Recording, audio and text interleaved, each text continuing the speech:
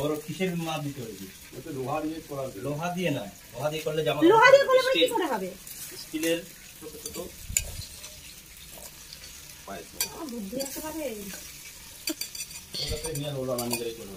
আচ্ছা কি করে নিবি? কি দিয়ে করবি? কি করে করব? আমার বাবা মাথাটা নিয়ে আসে, আমার মাথাটা ঢুকিয়ে দিলে পারের ভিতরে ঢুকিয়ে দিই। না না, ওকে করাতে হবে, কারণ ওয়েল্ডিং করবে, স্টিল ওয়েল্ডিং।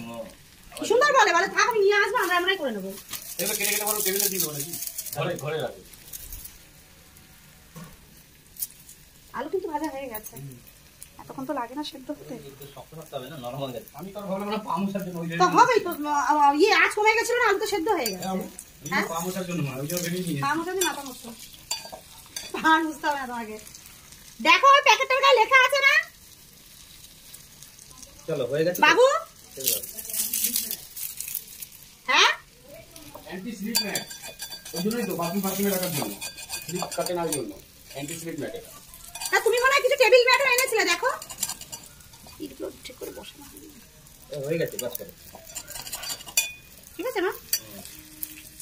এই যে উপরের এইগুলো একটু তেলে নাও, ওই যে এই সাইডে তেলে ভাজা হয়েছে, একটু ভয় লাগে যদি পড়ে যায়।